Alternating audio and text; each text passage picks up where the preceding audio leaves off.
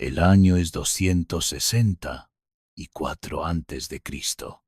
En las costas del Mediterráneo, dos imperios se miran fijamente a los ojos, como gladiadores en la arena más grande del mundo antiguo. Uno es Roma, hambrienta y ambiciosa. El otro es Cartago, la reina del mar, la ciudad que durante siglos había navegado por aguas que consideraba suyas por derecho divino. Lo que está a punto de suceder cambiará para siempre el curso de la historia occidental, y tú estás aquí para ser testigo de cada momento de esta épica confrontación. Pero antes de que te sumerjas completamente en esta fascinante historia que te acompañará durante toda la noche, asegúrate de suscribirte al canal para no perderte más relatos históricos que te ayudarán a tener los sueños más profundos y reparadores. Dale también al botón de me gusta si ya estás disfrutando de este viaje al pasado. Para entender verdaderamente la magnitud de lo que estamos a punto de presenciar, debemos retroceder en el tiempo, mucho antes de que Roma fuera siquiera una amenaza. Debemos viajar a las costas de lo que hoy conocemos como Túnez, donde una princesa fenicia llamada Dido estaba a punto de fundar lo que se convertiría en el imperio marítimo más poderoso del mundo antiguo. Dido había huido de Tiro después de que su hermano Pigmalión asesinara a su esposo por codicia. Con un grupo de seguidores leales, navegó hacia el oeste, llevando consigo no solo el dolor de la pérdida, sino también la determinación férrea de los fenicios y su conocimiento ancestral del mar. Cuando llegó a las costas africanas, negoció astutamente con el rey local Jarbas. Le pidió solo la cantidad de tierra que pudiera cubrir con una piel de buey. Jarbas, pensando que era una petición insignificante, accedió. Pero Dido, con la inteligencia que la caracterizaba, cortó la piel en tiras tan finas como hilos y las extendió formando un círculo que abarcaba toda la colina donde se alzaría Cartago. Esa colina, llamada Birsa, se convirtió en el corazón de una ciudad que dominaría el comercio mediterráneo durante más de 6 siglos. Los cartagineses, herederos de la tradición fenicia, no eran solo comerciantes, eran exploradores, navegantes, diplomáticos y, cuando era necesario, guerreros formidables. Sus barcos, con sus características velas púrpuras, se convirtieron en una vista familiar desde España hasta el Levante, desde las columnas de Hércules hasta las costas de Sicilia. La riqueza de Cartago no provenía de vastos ejércitos de esclavos trabajando en minas o campos, como ocurría en otros imperios.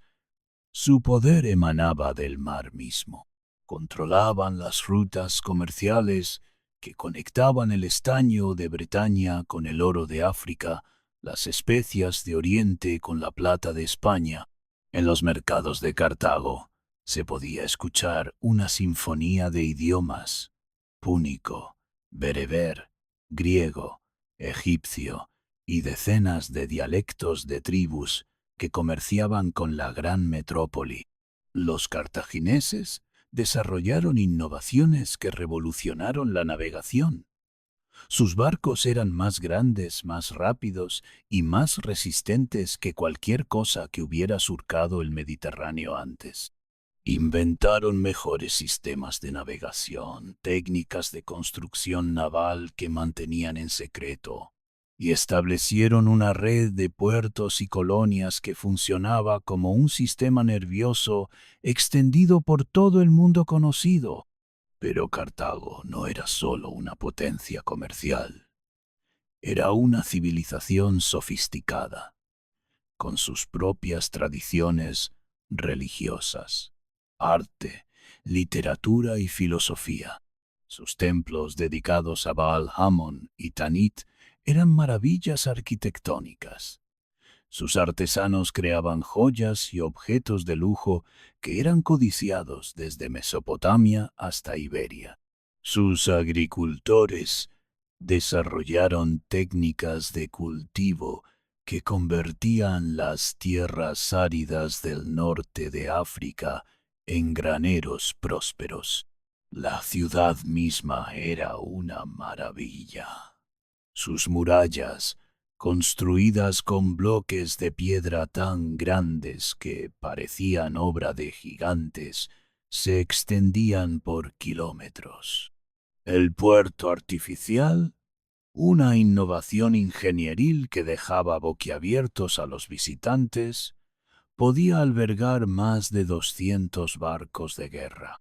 Las calles estaban pavimentadas, algo extraordinario para la época, y las casas de varios pisos albergaban a una población que en su apogeo alcanzó los 700 habitantes, convirtiéndola en una de las ciudades más grandes del mundo. Durante siglos, Cartago expandió su influencia sin encontrar una resistencia seria. Estableció colonias en Sicilia, Cerdeña, Córcega y el sur de España. Cada nueva colonia no era solo un puesto comercial, sino un nodo en una red compleja de alianzas, tratados y acuerdos que mantenían la paz mediterránea bajo la hegemonía cartaginesa. Los cartagineses eran diplomáticos hábiles. Preferían negociar antes que luchar, comprar antes que conquistar. Sus tratados con Roma, firmados en 509, 348 y 306 a.C., establecían claramente las esferas de influencia. Roma podía dominar Italia, mientras que Cartago controlaba el comercio marítimo y las islas del Mediterráneo occidental. Durante más de 2 siglos, este equilibrio funcionó perfectamente. Pero el equilibrio, como todos los equilibrios, era frágil. Roma, que había comenzado como una ciudad-estado junto al Tíber, estaba creciendo, no solo en tamaño, sino en ambición. Después de conquistar Italia, los romanos miraron hacia el sur, hacia Sicilia, y allí sus intereses chocaron inevitablemente con los de Cartago. El conflicto comenzó de la manera más mundana posible. Un grupo de mercenarios italianos llamados mamertinos había tomado control de la ciudad siciliana de Mesina. Cuando fueron atacados por Hierón de Siracusa, pidieron ayuda tanto a Roma como a Cartago. Los cartagineses llegaron primero y ocuparon la ciudad, pero los mamertinos, desconfiando de sus salvadores, también pidieron ayuda a Roma. Era 264 a.C. El Senado romano debatió intensamente. Algunos senadores argumentaban que ayudar a los mamertinos equivalía a ayudar a bandidos. Otros veían una oportunidad. Roma nunca había tenido una armada digna de ese nombre. Nunca había luchado fuera de Italia. Nunca había desafiado a una potencia marítima establecida. Pero había algo en el carácter romano, una ambición que no conocía límites, una determinación que convertía los obstáculos en oportunidades. La decisión fue tomada.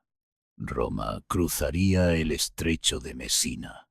Era una declaración de guerra no solo contra Cartago, sino contra el orden establecido del mundo mediterráneo.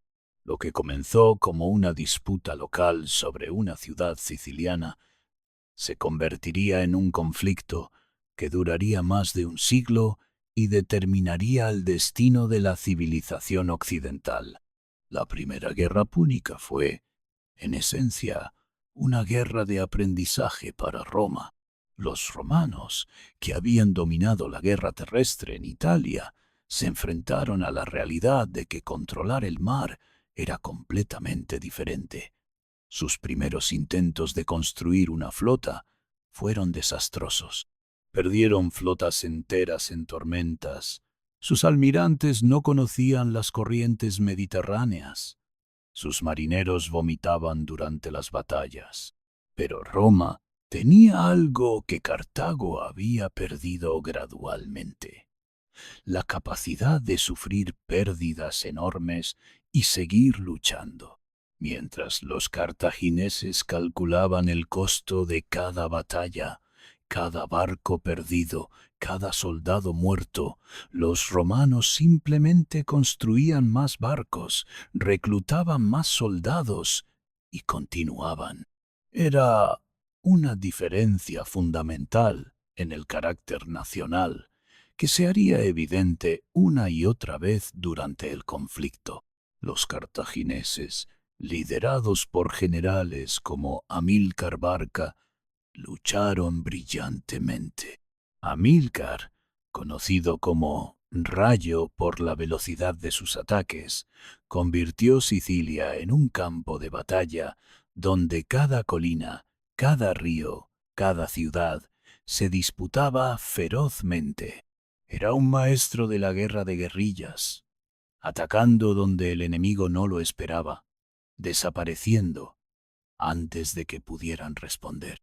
Durante 23 años, la guerra se extendió por Sicilia, Córcega, Cerdeña y las costas de África. Hubo batallas navales épicas, donde cientos de barcos se enfrentaron en combates que duraban días enteros. Las aguas del Mediterráneo se tiñeron de rojo con la sangre de decenas de miles de guerreros. Ciudades enteras fueron sitiadas, conquistadas, perdidas y reconquistadas. Pero gradualmente, la persistencia romana comenzó a dar frutos. En la batalla de las Islas Egatas en 241 a.C., la flota romana, comandada por Lutacio Cátulo, infligió una derrota decisiva a los cartagineses. Era el final de la Primera Guerra Púnica, pero no era el final de la rivalidad entre las dos potencias. El tratado de paz fue humillante para Cartago. Tuvieron que abandonar Sicilia, pagar una indemnización enorme y ver cómo Roma se apropiaba de Córcega y Cerdeña durante una posterior revuelta de mercenarios. Para muchos cartagineses, especialmente para Amílcar Barca, el tratado no era el fin de la guerra, sino simplemente un intermedio. Amílcar tenía un hijo, un niño que había crecido escuchando historias de la grandeza perdida de Cartago, de la humillación sufrida a manos de Roma, de la necesidad de venganza. Cuando el niño tenía 9 años, Amílcar lo llevó al templo antes de partir hacia España. Allí, ante los dioses ancestrales, el niño juró odio eterno a Roma. Su nombre era Aníbal. España se convirtió en el laboratorio donde los Barca reconstruyeron el poder cartaginés. Amílcar, y después su yerno, Asdrúbal, y finalmente Aníbal, transformaron las tribus ibéricas en un imperio que rivalizar con el poder de Roma. No era solo una cuestión de conquista militar. Era una obra maestra de diplomacia, comercio y administración. Los Barca no llegaron a España como conquistadores típicos. Llegaron como aliados, como protectores, como benefactores. Matrimonios estratégicos unieron a las familias cartaginesas con la nobleza ibérica.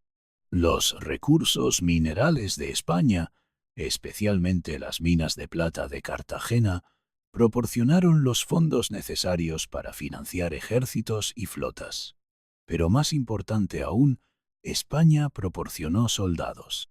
Los iberos eran guerreros formidables, acostumbrados a luchar en terrenos montañosos y difíciles.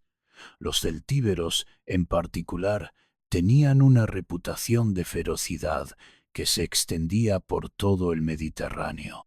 Bajo el liderazgo de los Barca, estas tribus se transformaron en un ejército profesional que combinaba la disciplina cartaginesa con la valentía nativa. Cuando Aníbal asumió el comando en España en 221 a.C., tenía solo 25 años, pero ya era un general experimentado. Había luchado junto a su padre y su cuñado. Había aprendido no solo las técnicas militares, sino también el arte de liderar hombres de diferentes culturas y tradiciones. Sus soldados no lo seguían solo por obligación, lo seguían porque creían en él, porque veían en él la encarnación de sus propias ambiciones de gloria y riqueza. La Segunda Guerra Púnica comenzó con un acto que muchos consideraron locura. Aníbal atacó Sagunto, una ciudad aliada de Roma situada en la costa este de España. Roma exigió la entrega de Aníbal, pero Cartago, quizás pensando que el joven general podía lograr lo que las negociaciones diplomáticas no habían conseguido, se negó. Era 218 a.C., y el mundo estaba a punto de ser testigo de una de las campañas militares más audaces de la historia. Mientras Roma preparaba sus ejércitos para invadir España y África, Aníbal estaba planeando algo completamente diferente. No esperaría a que Roma viniera a él. Él iría a Roma, pero no por mar, donde la superioridad naval romana era evidente, sino por tierra, a través de los Pirineos, a través de la Galia, a través de los Alpes.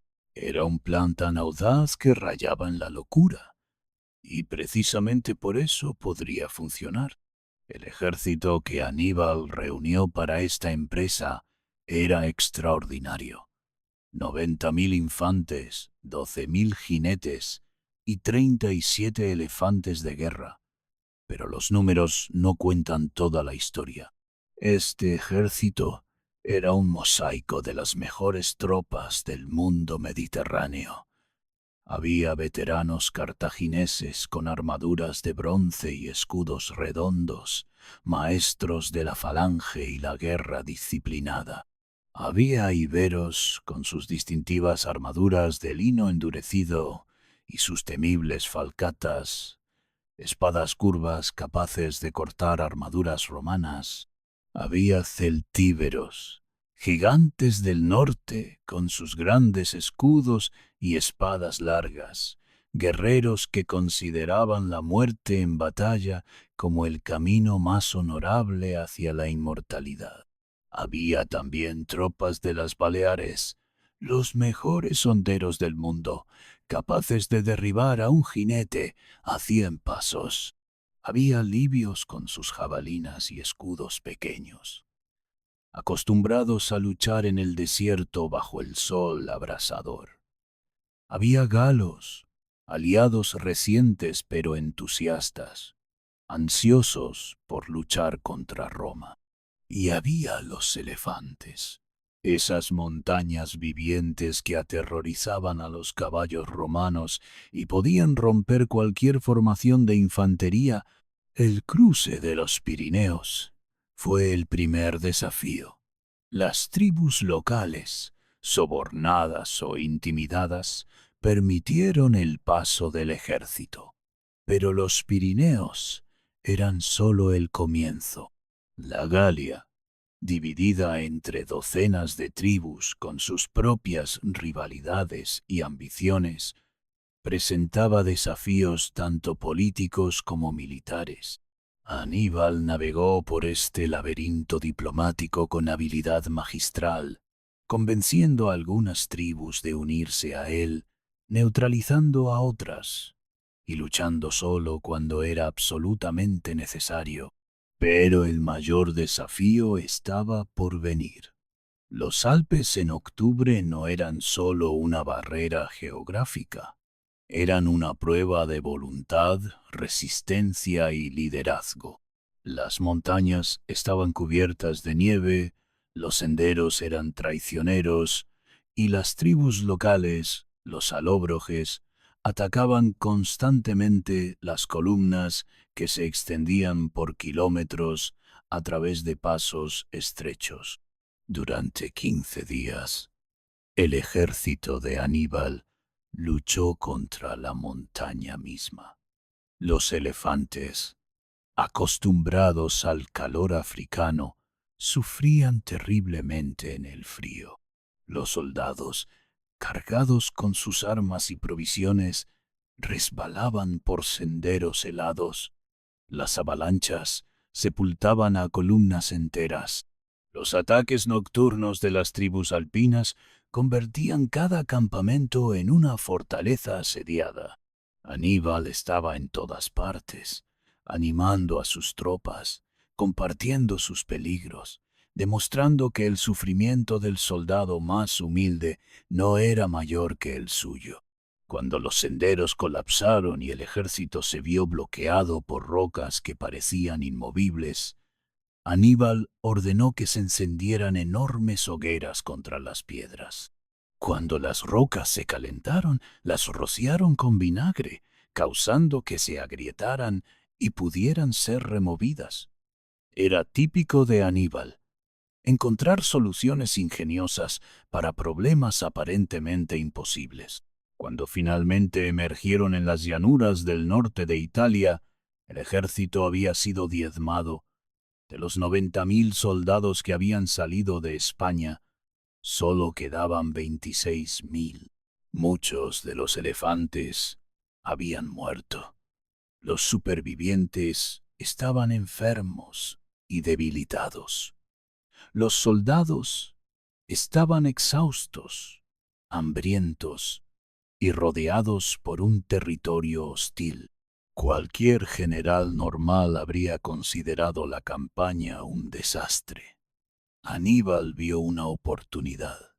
Roma no había esperado que llegara desde el norte.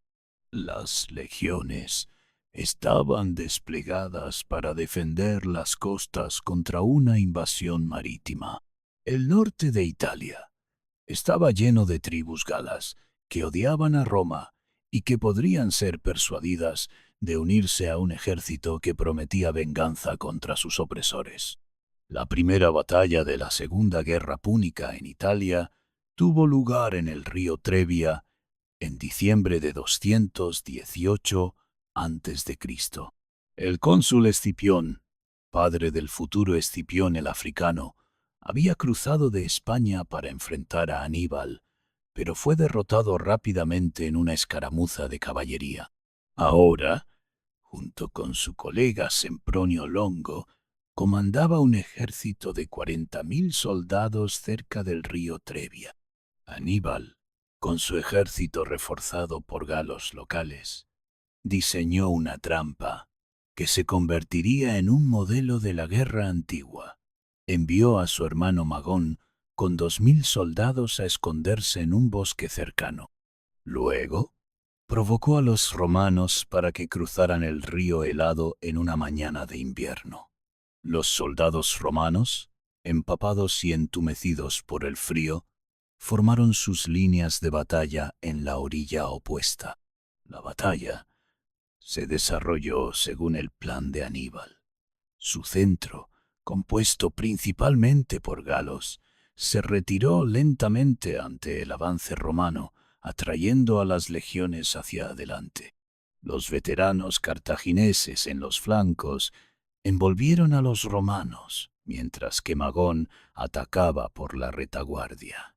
Fue una masacre. 30.000 romanos murieron en las orillas heladas del Trebia. Solo 10.000 lograron escapar. Incluso esos estaban tan desmoralizados que muchos desertaron camino a Roma. La noticia de la derrota en Trebia conmocionó a Roma. Durante más de un siglo, las legiones romanas habían sido invencibles. Que un ejército extranjero, comandado por un joven de 28 años, pudiera aniquilar 2 legiones consulares en territorio romano era impensable. Pero era solo el comienzo. El siguiente año, 217 a.C., Roma envió al cónsul Flaminio con un ejército aún más grande para enfrentar a Aníbal. Flaminio era un político popular, pero no un general experimentado. Persiguió a Aníbal a través de Italia central, cayendo exactamente en la trampa que el cartaginés había preparado. Cerca del lago Trasimeno, Aníbal escondió su ejército en las colinas que rodeaban la orilla norte del lago. Era una mañana brumosa cuando las legiones romanas, marchando en una larga columna, entraron en el valle estrecho. No podían ver más allá de unos pocos metros debido a la niebla que se alzaba del lago. El sonido de sus pasos y el tintineo de sus armaduras se amortiguaba en la humedad. Cuando toda la columna romana estuvo dentro del valle, Aníbal dio la señal. Desde las colinas, 40.000 soldados cartagineses, iberos, galos y libios se lanzaron sobre los romanos. No fue una batalla, fue una emboscada perfecta. Los romanos, atrapados entre las colinas y el lago, no pudieron formar sus líneas de batalla. Flaminio murió en los primeros minutos, atravesado por una lanza gala. 15.000 romanos murieron en 3 horas. Otros 10.000 fueron capturados. Después de Trasimeno, el pánico se apoderó de Roma. Por primera vez en su historia, la ciudad se encontraba realmente amenazada. Se nombraron dictadores, se consultaron oráculos, se ofrecieron sacrificios extraordinarios a los dioses. Aníbal estaba a solo 3 días de marcha de Roma, con un ejército que parecía invencible. Pero Aníbal no marchó sobre Roma. En cambio, se dirigió hacia el sur, hacia la rica región de Campania. Ha sido una de las decisiones más debatidas de la historia militar. ¿Por qué no atacó Roma cuando tenía la oportunidad? Las razones eran complejas. Roma estaba bien fortificada y Aníbal no tenía máquinas de asedio. Su ejército, aunque victorioso, estaba lejos de sus bases de suministro. Más importante aún, Aníbal entendía que destruir Roma no era suficiente. Necesitaba destruir el sistema de alianzas que mantenía unido el dominio romano sobre Italia. En lugar de atacar Roma directamente, Aníbal esperaba que sus victorias convencieran a los aliados romanos de cambiar de bando. Era una estrategia brillante en teoría, pero subestimaba la lealtad que Roma había cultivado durante siglos de gobierno generalmente justo y beneficioso. Muy pocas ciudades se rebelaron contra Roma, y las que lo hicieron fueron rápidamente sometidas.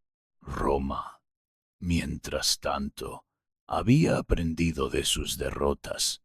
Nombraron como dictador a Quinto Fabio Máximo, un hombre que entendía que no se podía derrotar a Aníbal en batalla directa. Fabio adoptó una estrategia que sería conocida como Fabiana: evitar batallas decisivas, atacar las líneas de suministro de Aníbal y desgastar gradualmente su ejército. Era una estrategia sensata, pero profundamente impopular. Los romanos, acostumbrados a la victoria rápida, consideraban las tácticas de Fabio como cobardes. Lo llamaban Contador, el que vacila.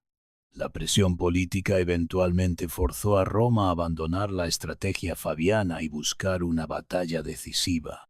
En 216 a.C., Roma desplegó el ejército más grande de su historia. 80.000 soldados, comandados por los cónsules Varrón y Paulo, marcharon hacia el sur para enfrentar a Aníbal cerca de la ciudad de Canas. Era un ejército que representaba no solo el poder militar de Roma, sino también su orgullo nacional. La élite romana, senadores y caballeros, había enviado a sus hijos a luchar en esta campaña que se esperaba fuera decisiva. Aníbal, con solo 50.000 soldados, se encontraba en una situación aparentemente desesperada. Estaba superado en número, lejos de casa, sin esperanza de refuerzos. Pero tenía algo que los romanos no tenían: la experiencia de años de guerra continua y la genialidad táctica que lo convertiría en el general más estudiado de la historia. La batalla de Cannas, librada el 2 de agosto de 216 a.C., fue la obra maestra de Aníbal. Colocó a sus tropas galas y españolas, las menos confiables, en el centro de su línea. A los flancos puso a sus veteranos africanos, y en los extremos su caballería superior. Cuando los romanos atacaron, el centro cartaginés se retiró gradualmente, atrayendo a las legiones hacia adelante en una formación cada vez más densa y desorganizada. Mientras los romanos presionaban hacia adelante, convencidos de que estaban ganando, los veteranos africanos en los flancos se cerraron como las mandíbulas de una trampa. La caballería cartaginesa, después de derrotar a su contraparte romana, atacó por detrás. Los romanos se encontraron completamente rodeados, apretados tanto que no podían usar sus armas efectivamente. Lo que siguió fue una masacre que traumatizó a Roma durante generaciones.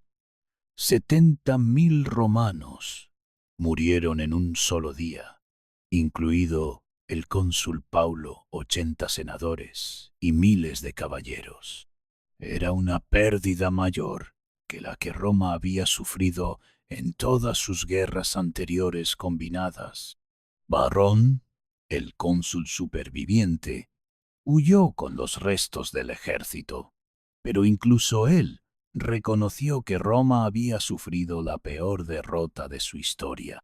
Después de Cannas, parecía que Roma estaba acabada. Capua, la segunda ciudad más importante de Italia, se unió a Aníbal. Sicilia se rebeló.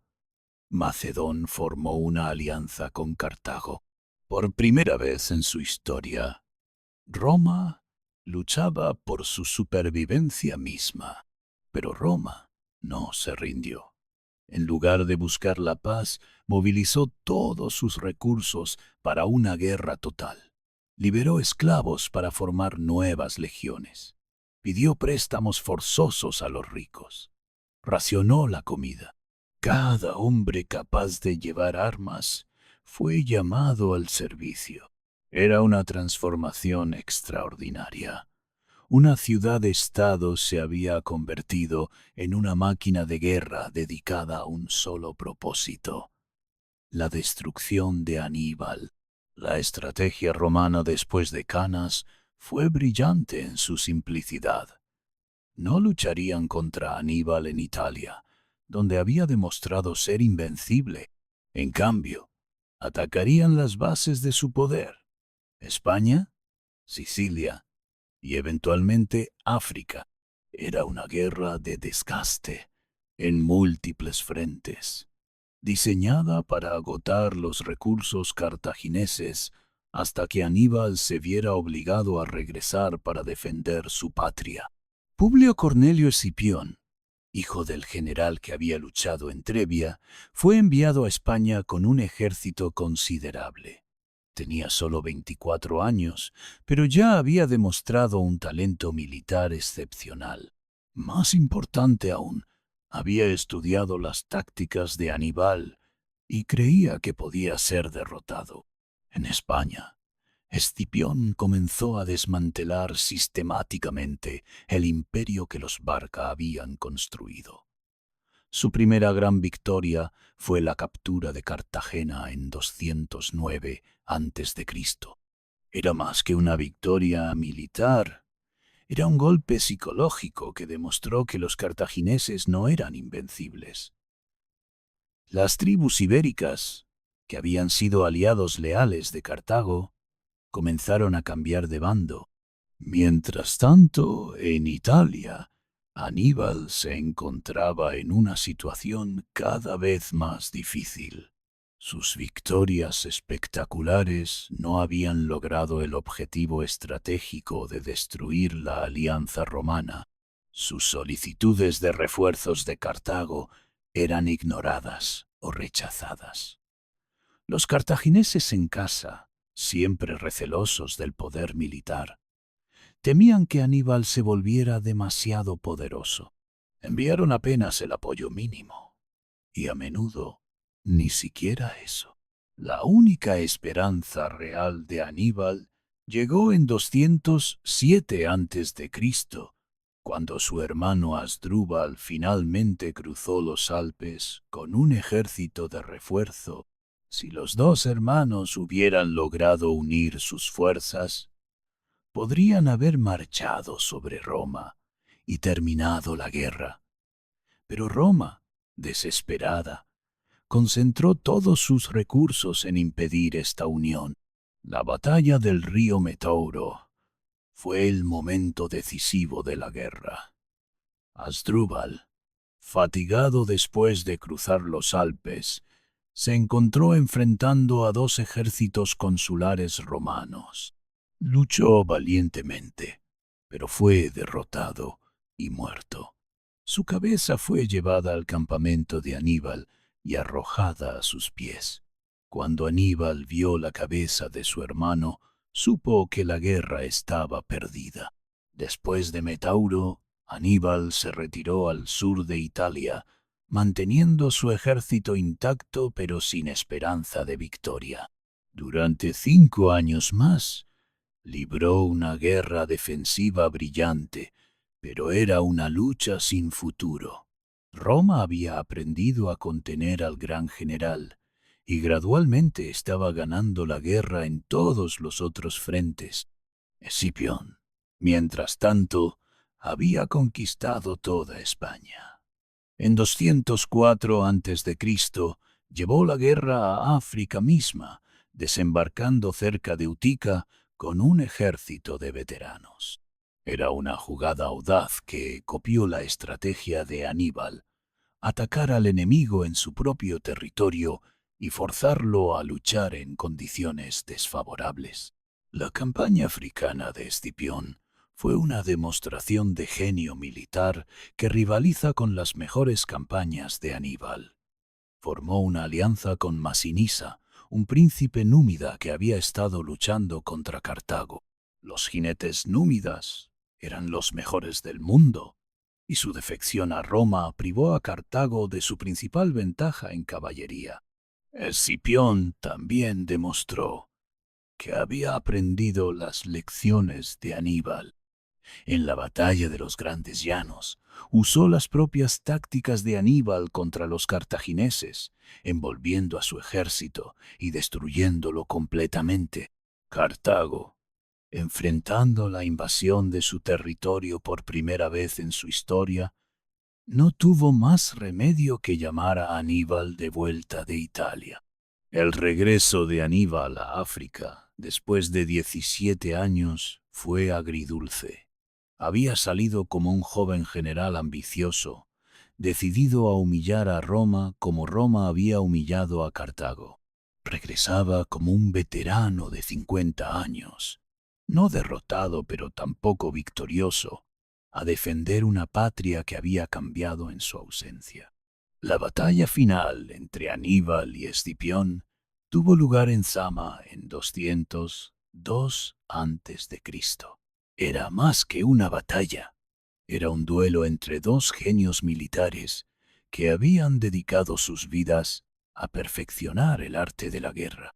Aníbal, con un ejército mixto de veteranos de Italia, reclutas cartagineses y mercenarios, se enfrentó a Escipión con legiones endurecidas por años de guerra y la mejor caballería númida. La batalla comenzó con un ataque de elefantes cartagineses, pero las legiones romanas habían aprendido a lidiar con estos gigantes. Abrieron pasillos en sus filas, permitiendo que los elefantes pasaran sin causar daño, y luego los atacaron desde los flancos. Los elefantes, aterrorizados, se volvieron contra sus propios amos. El combate de infantería fue feroz, pero la caballería númida de Masinisa finalmente decidió la batalla. Atacando por la retaguardia, rompieron las líneas cartaginesas. Aníbal, viendo que la batalla estaba perdida, logró escapar con un pequeño grupo de seguidores, pero su ejército fue destruido. 20.000 cartagineses murieron en Zama y otros 20.000 fueron capturados. Después de Zama, Cartago no tuvo más remedio que aceptar la paz. Los términos eran devastadores. Cartago perdía todas sus posesiones fuera de África. Su flota era reducida a 10 barcos. Debía pagar una indemnización enorme durante 50 años y no podía hacer guerra sin el permiso de Roma. El imperio marítimo que había dominado el Mediterráneo durante siglos había llegado a su fin. Aníbal, sorprendentemente, no fue ejecutado por los romanos. Escipión, que había llegado a respetar profundamente a su oponente, permitió que viviera. Aníbal regresó a Cartago y, en una ironía histórica, se convirtió en un magistrado civil, trabajando para reconstruir la ciudad que había abandonado décadas atrás para luchar contra Roma. Sus reformas administrativas y comerciales fueron tan exitosas que Cartago comenzó a prosperar nuevamente, pagando sus deudas de guerra más rápido de lo que nadie había imaginado. Pero Roma no podía tolerar una Cartago próspera. Los comerciantes romanos, que habían esperado dominar los mercados mediterráneos sin competencia, veían con alarma el renacimiento cartaginés. Marcus Porcius Cato, conocido como Catón el Viejo, terminaba cada discurso en el Senado con la frase «Cartago debe ser destruida», sin importar cuál fuera el tema que se estuviera discutiendo. Era una obsesión que reflejaba el temor profundo de Roma hacia su antiguo enemigo. En 195 a.C., Roma exigió la extradición de Aníbal, acusándolo de conspirar con el rey Antíoco de Siria contra Roma. Aníbal, ahora de 51 años, se vio obligado a huir de su patria por segunda vez en su vida. Comenzó entonces un exilio que duraría hasta su muerte, vagando por las cortes del Mediterráneo oriental, ofreciendo sus servicios a cualquier rey que estuviera dispuesto a enfrentar a Roma. Primero, se dirigió a la corte de Antíoco III en Siria.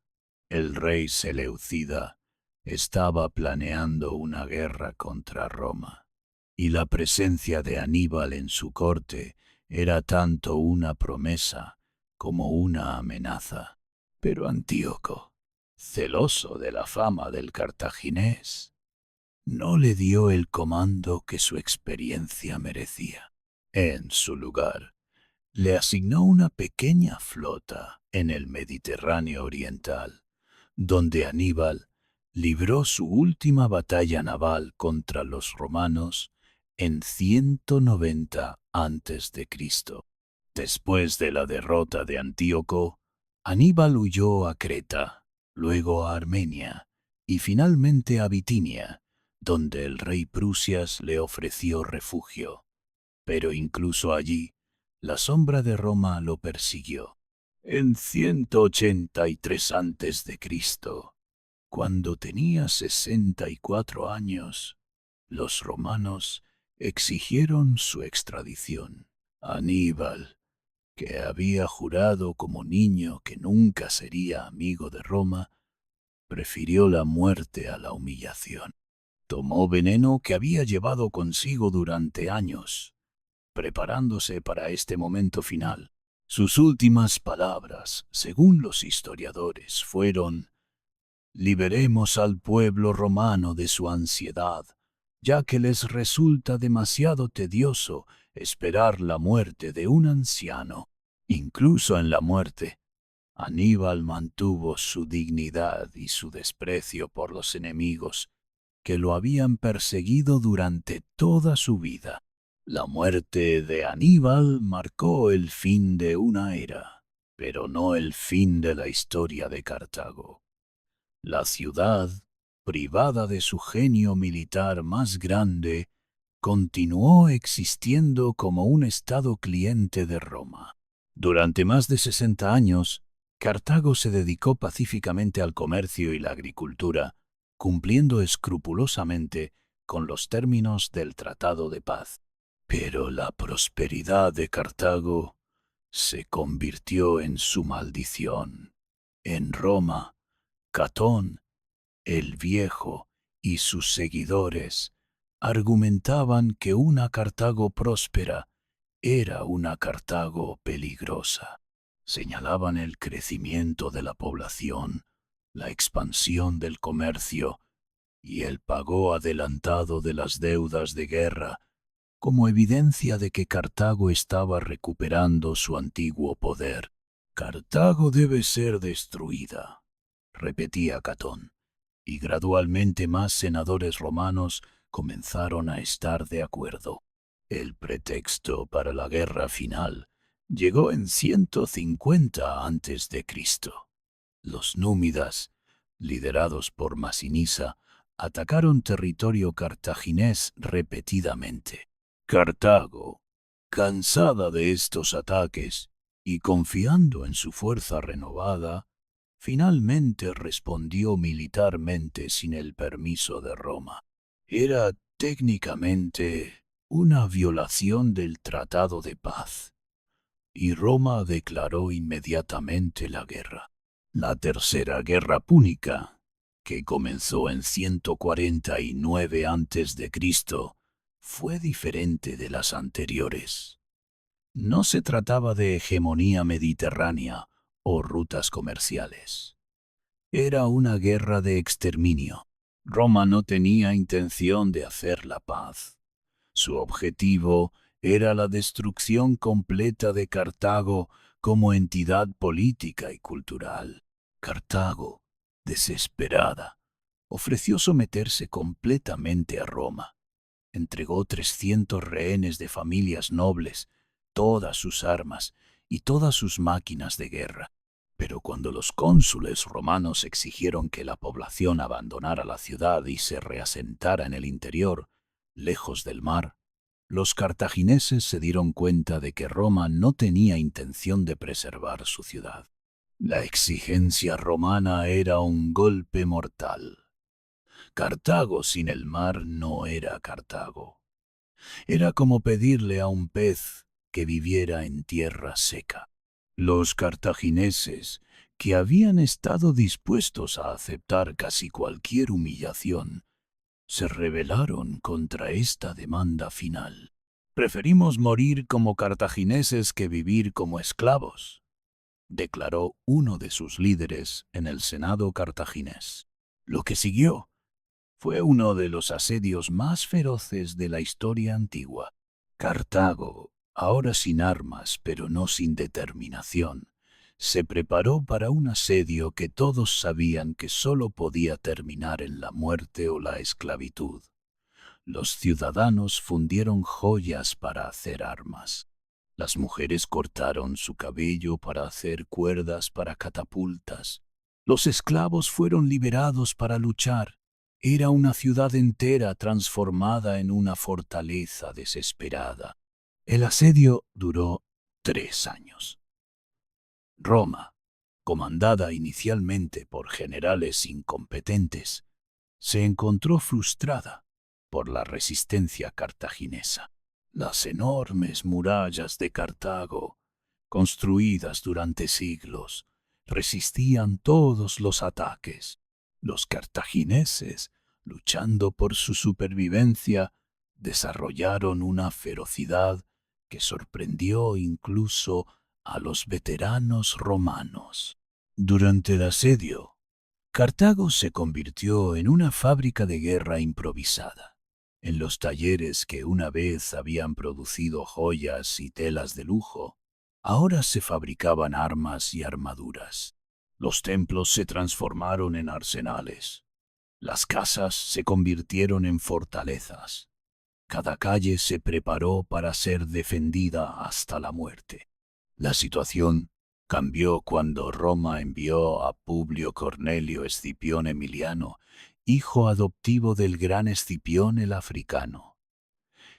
Escipión Emiliano entendía que no podía tomar Cartago por asalto directo, tenía que estrangularla.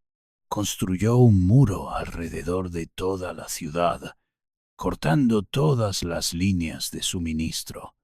Luego bloqueó el puerto con una barrera de piedras, privando a Cartago de su último vínculo con el mundo exterior. El bloqueo fue devastadoramente efectivo. Durante meses, Cartago se consumió lentamente. La comida se volvió escasa, luego rara, luego inexistente. Los cartagineses comieron cuero, luego ratas, luego finalmente recurrieron al canibalismo, pero aún se negaron a rendirse. Habían decidido que si Cartago debía morir, moriría con honor. En la primavera de 146 a.C., Escipión finalmente lanzó el asalto final. Las murallas, debilitadas por años de bombardeo y minadas por la malnutrición de sus defensores, finalmente cedieron. Los legionarios romanos se derramaron en la ciudad como una inundación destructiva. Lo que siguió fue una masacre que duró 6 días. Los cartagineses lucharon por cada casa, cada calle, cada templo. Las mujeres arrojaban tejas desde las azoteas. Los niños atacaban con cuchillos. Los ancianos se inmolaban en los templos antes que rendirse. Era la muerte de una civilización, y esa civilización estaba decidida a morir luchando. El último bastión de la resistencia fue el templo de Esmun, en la ciudadela de Birsa, el mismo lugar donde Dido había fundado la ciudad siglos atrás. Allí 900 cartagineses, incluidos muchos de los líderes de la ciudad, se refugiaron con sus familias. Cuando los romanos se acercaron, el comandante cartaginés, Hasdrúbal, salió y se rindió, suplicando por su vida. Pero su esposa, viendo esta humillación final, apareció en el techo del templo con sus 2 hijos. ¡Cobarde! Gritó a su marido. Al menos mis hijos y yo moriremos como cartagineses. Luego se arrojó al fuego con sus hijos, prefiriendo la muerte a la esclavitud. Su acto se convirtió en el símbolo de la resistencia cartaginesa, prefiriendo la destrucción a la humillación. Cuando la batalla terminó, Cartago había dejado de existir. 50.000 supervivientes fueron vendidos como esclavos. Los edificios fueron demolidos sistemáticamente. Los templos fueron saqueados. Los archivos y bibliotecas fueron destruidos, eliminando siglos de conocimiento cartaginés. Según la leyenda, aunque probablemente no sea cierto, los romanos sembraron sal en los campos alrededor de la ciudad para asegurar que nunca volviera a ser habitada.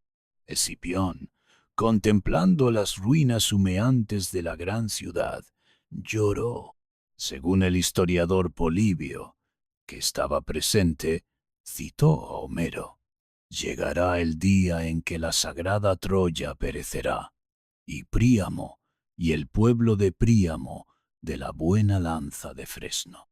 Cuando Polibio le preguntó por qué lloraba, Escipión respondió: «Es un momento glorioso, Polibio, pero tengo el terrible presentimiento de que algún día se pronunciará la misma sentencia sobre mi propia patria». Era una profecía notable. Escipión, en el momento de su mayor triunfo, reconoció que el destino que había caído sobre Cartago podría algún día caer sobre Roma. La historia le daría la razón. 500 años después, Roma misma caería ante los bárbaros, y sus ciudades serían saqueadas con la misma ferocidad que Roma había mostrado contra Cartago. La destrucción de Cartago marcó el fin de la única civilización que había desafiado seriamente a Roma por el control del Mediterráneo. También marcó el comienzo de la transformación de Roma de una república de ciudad-estado a un imperio mundial. Sin Cartago como rival, Roma ya no necesitaba la disciplina y la unidad que la lucha por la supervivencia había impuesto. Las semillas de la corrupción y la guerra civil que eventualmente destruirían la República Romana se plantaron en las cenizas de Cartago. La memoria de Cartago, sin embargo, sobrevivió a su destrucción física. Para los romanos se convirtió en un símbolo de orgullo nacional, la prueba de que Roma podía superar cualquier desafío. Para los pueblos conquistados por Roma, Cartago se convirtió en un símbolo de resistencia, la demostración de que incluso el poder romano podía ser desafiado.